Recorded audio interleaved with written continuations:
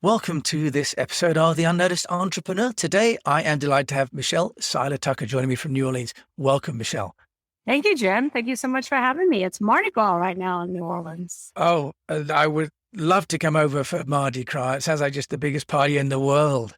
It is a huge party, and it's really a big party right now because it's been shut down for the last year due to the pandemic. So I'm sure everyone's partying, but there are business owners out there, hopefully, who are having a party. And help us to understand how you, as an M&A expert and author of the book Exit Rich, how you help business owners to get noticed. Let's talk about it. So, the way we help business owners get noticed, there's so many steps before getting noticed that we help prepare the business for sale. We package the business for sale. We work with business owners to make sure they're building their business with the proper infrastructure, what we call the 6 Ps. But as far as getting noticed, it's kind of difficult. It's a slippery slope, Jim, because most business owners don't want to be noticed when they're selling. Confidentiality is everyone's number one priority. They don't want their employees or their clients, their vendors, their landlords. They don't want everyone that they do business with knowing that they're for sale, that they're on the market. And before you and I jump on this podcast, I have a very nervous seller. It's like, I don't want my investors, I don't want my clients, I don't want anyone to know. And so it's really not getting that business owner noticed because you can ruin your business if you reach confidentiality. People don't like change. Employees don't want to know that the owner is selling because they're fearful that they're going to lose their job. They're fearful that the new owner is going to take away maybe certain benefits, change pay, be difficult to work for. Clients think the new owner is going to come in and not provide the same level of quality customer service. And so it's usually the best kept secret that a business is selling their business. And so it's really difficult. Well, we never, ever showcase that business with proprietary information. We always go to market without any proprietary details, without anything that will give it away. We're extremely cautious because if we breach confidentiality and employees start to find out for sale, customers, et cetera, then it can literally put them out of business. So we get the business noticed. Like I said, it's a very difficult process, but we get them noticed without anyone ever knowing the company name, the company address, knowing anything proprietary about that business. And the way we do that is by blind mailings, telemarketing, listings, business site listings that we utilize. And we send out blind teasers to gauge the interest, whet someone's appetite to see if they have an interest to sign a non-disclosure agreement, go through the qualifying process, financial qualifying process, and move on to get more information to find out who that business is. But in the beginning, we get that list, that engagement known, that company known, without breaching confidentiality, which is not easy. Yeah, and that's a really fabulous start to the podcast because this assumption that everyone wants to get noticed. There are times, and especially if you have a listed company, there are quiet periods as well, aren't there, where you're not allowed to talk about provisional earnings. Michelle, how are you helping companies to prepare to be seen to look attractive? Because there's two elements, aren't there? One is they need to look as a company that's going somewhere. And then you've got the transaction part of communication. Yeah. So I do want to make one more statement about getting noticed because a lot of business owners don't really know who to call or who to hire when they go to sell their business. And some of them will hire a real estate agent. Well, you should never hire real estate agents to sell your business because real estate agents' their motto is the more you tell, the more you sell. So they have excited in their front yard. They put on the MLS. Everybody knows about it. They conduct open houses. So you want to make sure that you hire an M&A expert so they maintain confidentiality throughout the process. So as far as the transaction go, how do we make it look pretty? Well, how do you put lipstick on a pig sometimes, I've been asked. And what we try to do is not cover anything up. We want to tell the truth. We want to be transparent. We want to tell the good, the bad, and the ugly. We want to talk about the skeletons in the closet up front. We really want to work with our business owners ahead of putting the business on the market because we want to clean up some of these things. If there's a pending lawsuit, if there's a workers' comp issue, if there's some employment scandal, we want to try to clean all that up before we go to market. So we're telling a story about what did happen, but not what's happening today.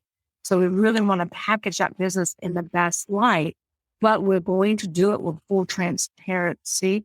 We're always going to tell the truth. Wow, there's a lot in there. So a little bit of sort of, is that a redecoration? I mean, are you going out and looking at things maybe on Glassdoor, for example, that are not favorable, or, say old employee posts? Yeah, absolutely. It's kind of like staging a house. When you want to put your house on the market, a real estate agent will come in. If it's a really good real estate agent, there's good or bad, will come in and work with a stager or stage it themselves and really show your house in the best possible light. Get rid of the clutter, get rid of the junk, make it look like you have no kids. And so for a business, depending upon the size of the business, if it's a small retail business like a coffee shop or restaurant or clothing store, something like that, we really want to dress up the curb appeal.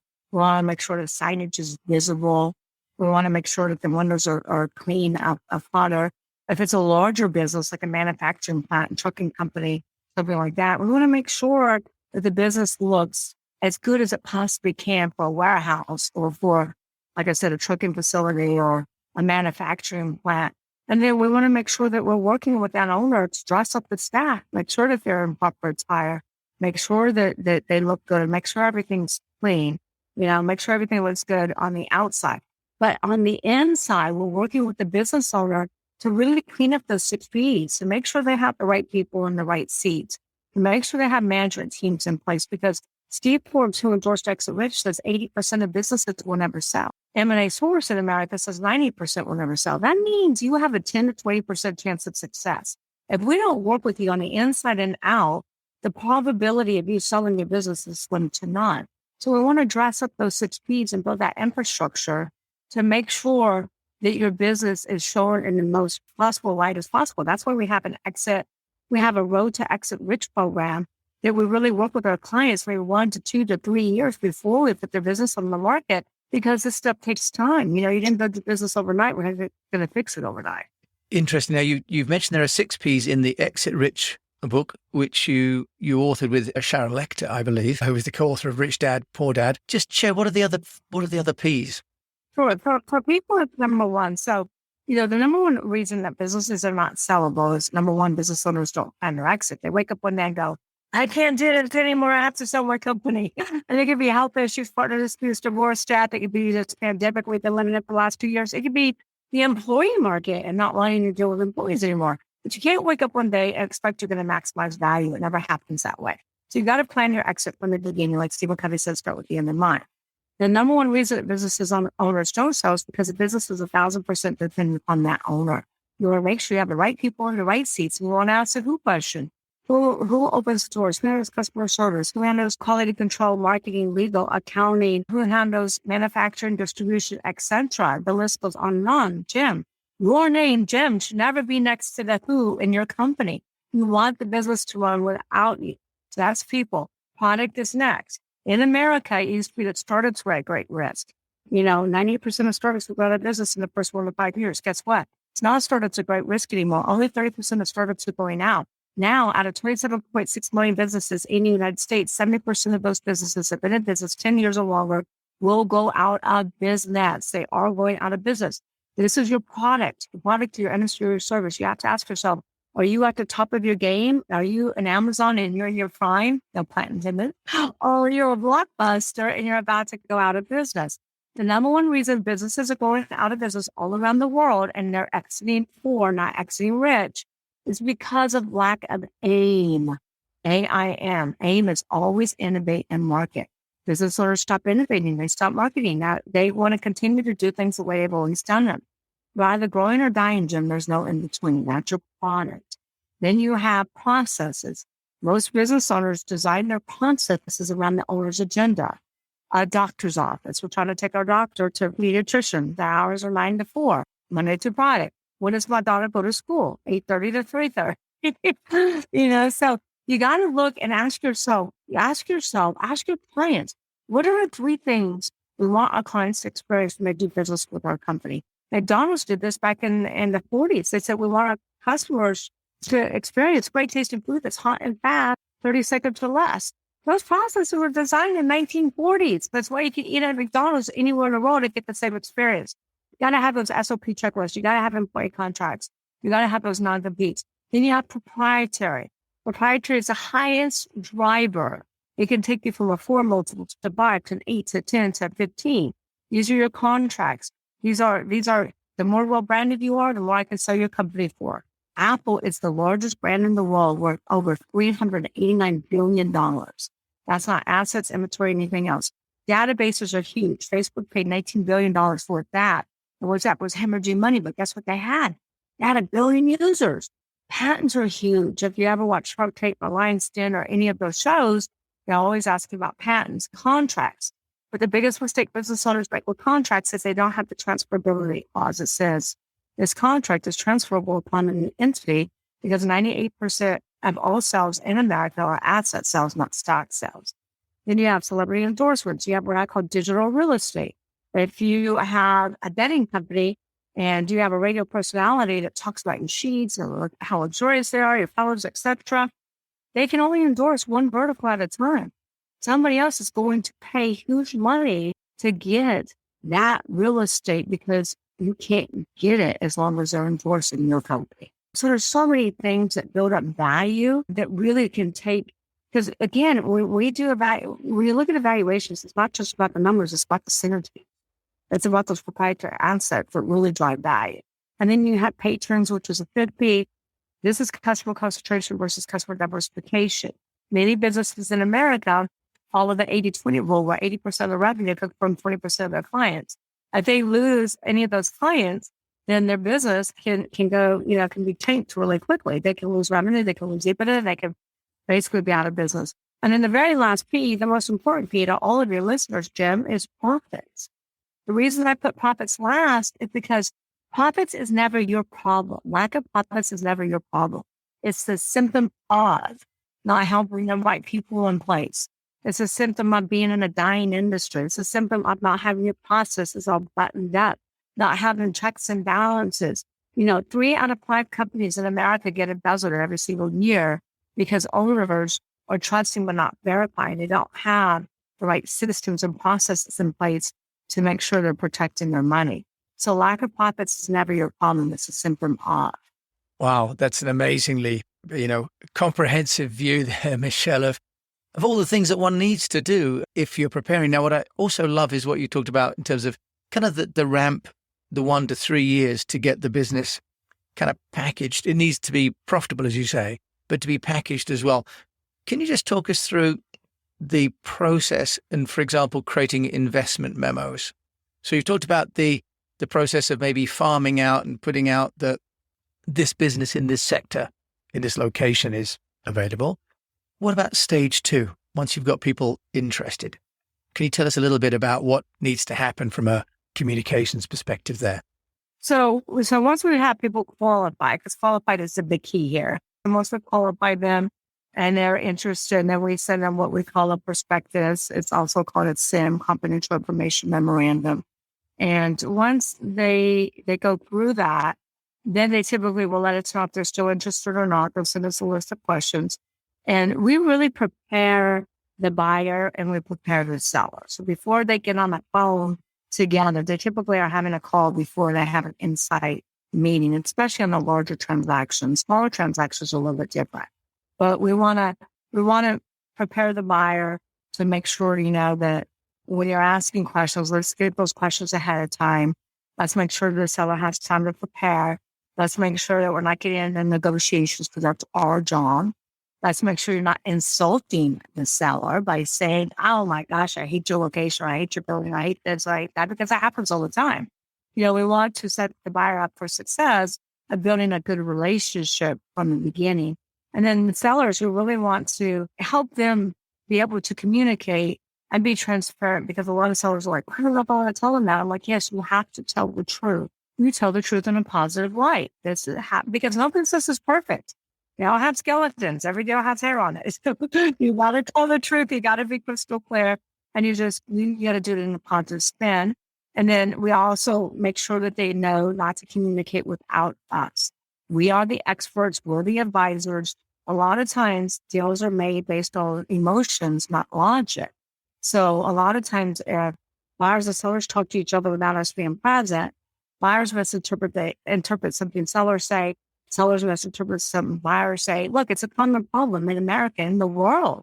If we all have better communication, we want to have most of the problems we have today in the entire world, right? So we want to make sure that everybody's heard and understood. And so that's where we have to be present at all meetings, because some literally have had deals fall apart because the buyer called the seller without getting us involved, and the seller didn't like the buyer because they misinterpreted something they said. And we want to make sure that everybody's heard and that it's clear and that no one's misunderstood. Does that make sense? Yeah, absolutely. Absolutely. So having, if you like, an objective party brokering the deal in every term is really, really important from a basic communications point of view. Yeah, it's kind of like we're advisors, right? It's kind of like an attorney. If an attorney's representing you, an attorney's going to say, don't talk to you. If they're representing you in a divorce, if they're representing you in a criminal matter, if they're representing you in maybe a patent issue or a trademark infringement, they're going to say, don't talk to the other side without your attorney present. Well, same thing. Don't talk to the other side without your advisor present, because we're there to make sure that the T's are crossed and the I's are dotted. Exactly. So you're obviously, and looking at your bio, you've got an M&A, a mergers and acquisitions master's intermediary was the title. So you've got a professional qualification. But how have you in New Orleans been building your brand as an entrepreneur? Because you've also got stakes in multiple companies, Michelle. So share with us how as an entrepreneur you've been getting noticed as well, because that's really interesting. So I am from California, just to throw that out there, Long Beach, California. But yes, I'm a mergers acquisitions master intermediary, senior business analyst, and which other titles behind my name. What matters is results. I always say titles don't matter, results matter. We are results driven. We make sure our clients get results or they don't pay us. We're probably the only M&A advisor out there that doesn't charge retainer fees. But how did I get, are you asking me how did I get Yeah, I love the exit rich. I love the look of that. It's fantastic. But yeah, tell us, because as an entrepreneur, you've obviously carved out a really fabulous niche. Jim, I call myself the best kept secret. I was always the best kept secret because remember, selling a business is confidential. It's not selling a house. So we will go out and sell businesses, but there's seller financing, there's earnouts, there's all kinds of different creative financing that's involved. So the buyer doesn't want us to tell anyone about the sale because they don't want the clients and everybody to find out. Sellers want to keep a confidentiality because they want it confidential because they want to make sure they get paid. So I can't talk about it. So I've been able to sell businesses for millions and millions and millions and help business owners retire rich, but I can't talk about it until after so many years. And if it's a public deal, you can talk about it. If it's private, you can never talk about it until you get everybody's permission to do so in writing. So back in 2013, I went to a conference and met someone there that says, you should write a book. And I'm like, you know what? I was a writer when I was a kid. I love writing poetry and short stories and things. You're right. I should write a book. So I wrote my very first book in 2013 called Sell Your Business for What It's Worth. And I self-published, but that was a huge game changer for me. That just really opened up the world because nobody knew who I was. And the bigger issue of not knowing who I was business owners didn't know that there are business proposers, mergers and acquisitions advisors that exist. You don't have to go to a real estate agent or an attorney or a CPA to try to sell your business because they're not experts in selling companies. So I really wrote the book to educate the marketplace of who we are and what we do. And there's a better way to sell your company. And I wrote the book for branding purposes, to get recognized, to get noticed, for lead generation. And it really, really helped. And then Exit Rich is my third book now, and I've got a couple more coming out. But Exit Rich is also a game changer because now I have a publisher. I have Charlotte as my co-author, and Steve Forbes endorsed it. Kevin Harrington, they were George Schwab on Shark Tank, wrote the forward. So it's a huge game changer. We're in the Hudson bookstores in airports all around, and 90 different Hudson bookstores in America. So if you go by Hudson, pick up Exit Rich, and we've been on over 300 podcasts because of it. So you write a book, you launch a book, you get on podcasts, you really get your name out there, you get your brand out there. But for me, it's not just about being recognized. For me, it's about making a difference in the world and really changing the landscape of business. Well, in just 20 minutes, Michelle, you've changed my awareness and understanding of my landscape. If people want to find out more about you, how can they do that? Sure. So there's several things. Number one, I encourage everyone to go out there and pick up Exit Rich. Exit Rich is not a business of selling the business. That's where everybody tends to get confused. Exit Rich is all about building a sellable asset. It's about building a business that is sustainable to continue to grow without you, that you can continue to scale. And when you're ready, you will actually have an asset to sell. So you can pick up Exit Rich. If you're outside of America, go to Amazon because of the shipping costs. Go to Amazon. Inside of America, you can go to Hudson Bookstore, you can go to Books A Million, any of your favorite bookstores. Also, you can go to Amazon and you can go to xcdvirtualasst.com because Jim, I have to tell you this really quickly. We are giving away a free. So anybody that buys Exit Rich shows me the receipt. If you buy it anywhere else other than xcdvirtualasst.com, you get a lifetime membership into the Exit Rich Book Club where you get video content, me doing deep dives in these different strategies and techniques, but more. There's documents to operate your business, like sample SOPs, policy and procedure manuals, non-competes, sample letter of intent, prospectuses, due diligence, purchase agreements, closing documents. All these documents will cost you over $50,000. And all that is available for you for your review and your download for you by Exit Rich. And that's at xcdvirtualasst.com. You can also take the 6P quiz at solidtuckeracademy.com. And my main website is solidtucker.com. And then don't forget to listen to Exit Rich podcast, where we'll talk about $1 million building exits. Well, Michelle Tucker from New Orleans. I nearly said New Zealand there. From New Orleans. My landscape shifts so much. I'm in different continents. Michelle, thank you so much for sharing an amazing amount and how you've gone and built yourself into becoming such a recognized entrepreneur and helping so many of us around the world. Thank you so much for joining me today on the show. Thank you, Jen. Thanks for having me. I had a lot of fun. Yeah, me too. Thank you so much. And so I will put all those details in the show notes around Exit Rich and Michelle Tucker. Thank you so much for listening to this episode of The Unnoticed Entrepreneur with me, Jim James.